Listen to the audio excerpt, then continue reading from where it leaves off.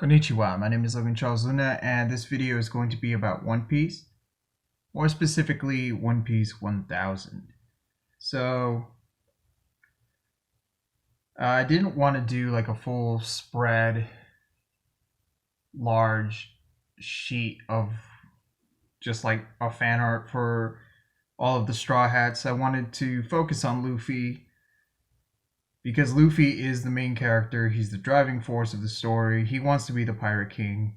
Says it at the end of every episode of One Piece. And this is just going to mainly focus on him the same way the 1000 chapter focused on him. And because this is a kind of special event, I'm going to do this one in my sketchbook. And normally I don't do these types of artworks, the ones I do for YouTube, on my sketchbook. I just have them like on a separate sheet of paper. And sometimes it's regular copy paper, sometimes it's special drawing paper. But nevertheless, here we go. So the chapter begins with Yamato talking about Ace and how Ace wouldn't shut up about Luffy. Which is funny because, yeah, like he talks about Luffy a lot.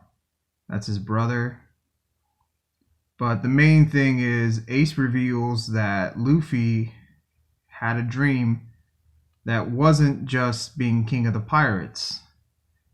So initially he has a double take reaction where he tells Yamato not to laugh because, yeah, he and Sabo laughed when they heard Luffy say that, but they're not going to let anyone else laugh at Luffy's dream.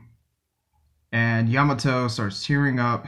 She says that she would never laugh at that dream because it's the same dream as the man in Oden's journal Roger had. But she doesn't specifically say Roger.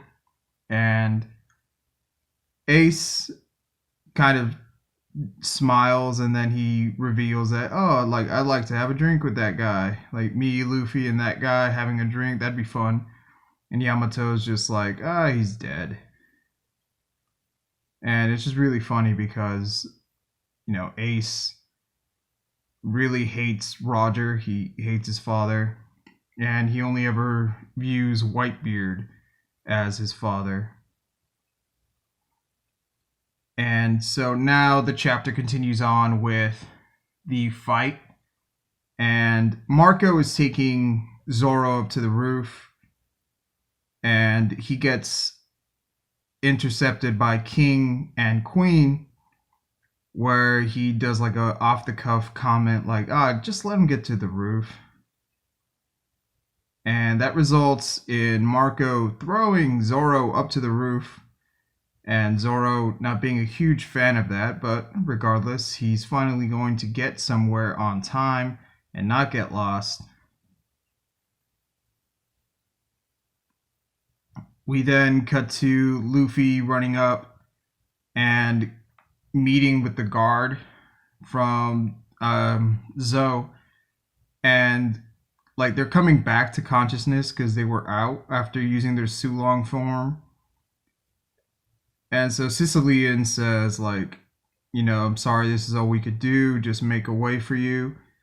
And Luffy has a flashback to Zoe and them protecting Raizo. And he says, like, I'll never forget that. And of course, because it's Luffy, he messes up Sicilian's name and says, Lion Viper.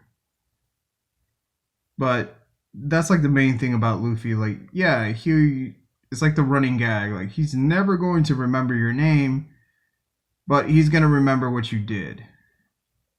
And that's always going to be a part of him. Like, that's going to be like a cherished memory for him, although he won't remember your name. And there was the one time where Impale Down, where Boa Hancock just totally lost it once he got her name right. And she was like, oh, that's it. He loves me. But now, returning to the chapter.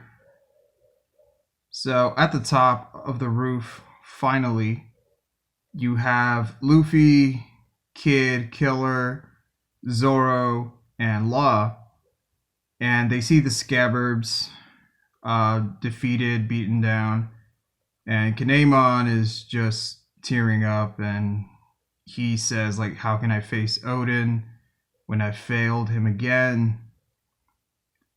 And then Luffy goes to Kinemon while Kaido is just kind of laughing off at Luffy, and he's just talking trash to him, and he's like, hey, tell Big Mom what you said you were going to be. You were going to be the king of what? So Luffy just ignores him, goes up to Kinemon, and just says, hey, like, I got it. And Kinemon responds with, like, I don't want to put all this on you. And Luffy counters back with, I have to save the country because my friends are from this country. And he has, like, a whole replay of everything that led up to Zou, from Punk Hazard all the way up to the events of Dressrosa and the Smiles, and now finally here in Wano. And then Luffy turns to Law, tells him to take the Scabbards down. The Scabbards go down, and presumably they're safe. I don't know, they might be in more danger now that they're back with all the melee. But now Luffy squares off against Kaido, and he straight up just goes into Gear Third, and he lays out Kaido. Like, he doesn't knock him out, but he hits him really hard with his new attack, the Gear Third Red Rock.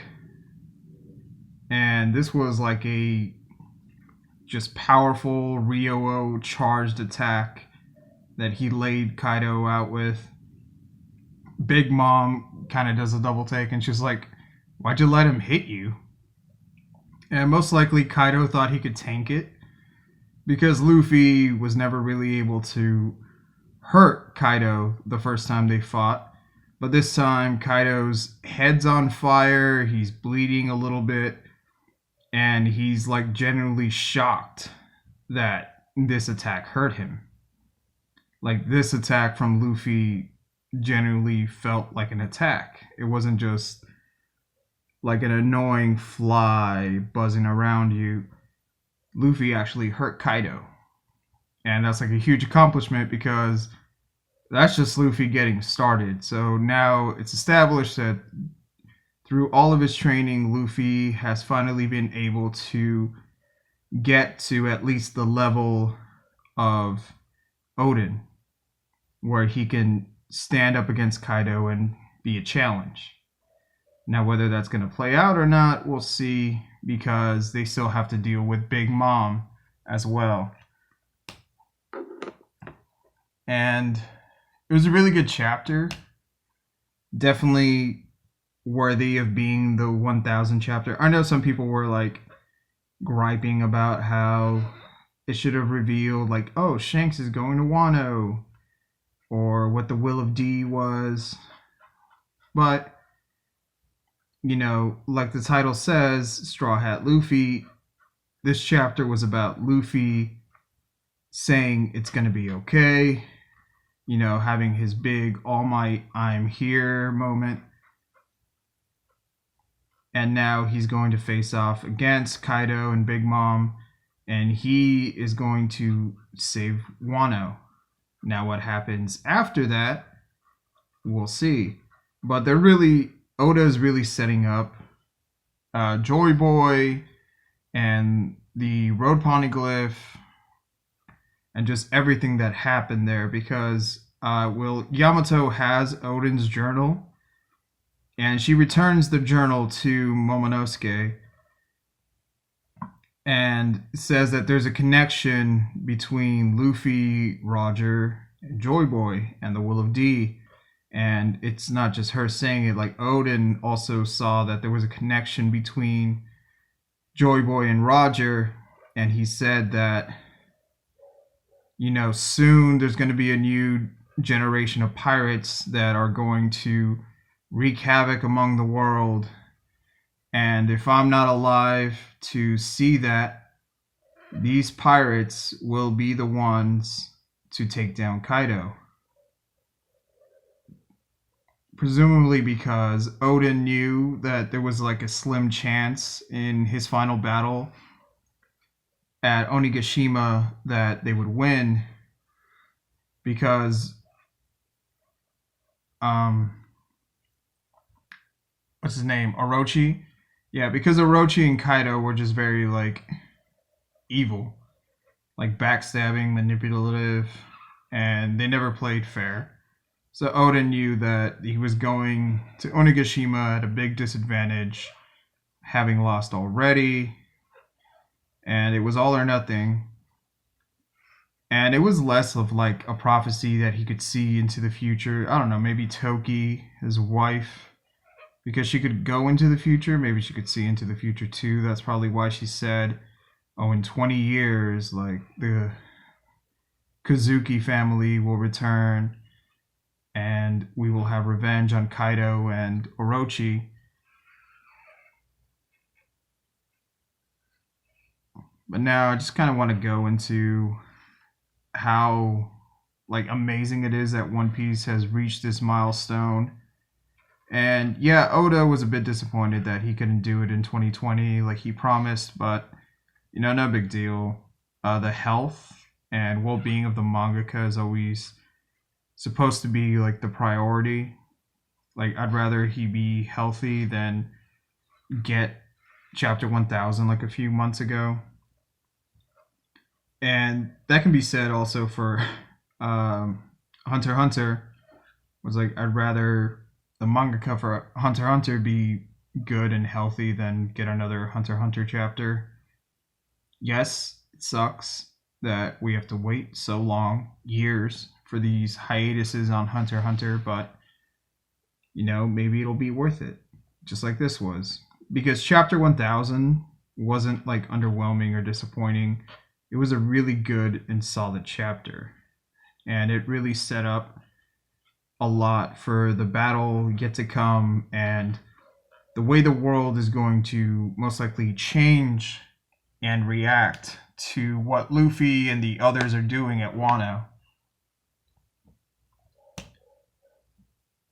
And as I've stated before in some other videos and on my social media, I really have like a select favorite when it comes to the Straw Hats. Like, number one's always going to be Robin, and then Frankie, Nami, and now showing you the number 4 of my favorite Straw Hat members, the captain himself, Monkey D. Luffy.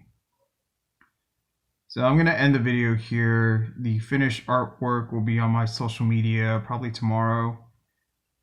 And before I end the video, I want to talk about something else. I'm going to be doing a Wrestle Kingdom, like Night 1 and 2 review video. But mainly it's going to be just like a pro wrestling video in general, and how New Japan has been able to still pull off the best pro wrestling and best storylines of the year, even though 2020 was terrible for many reasons and it was just awful for pro wrestling.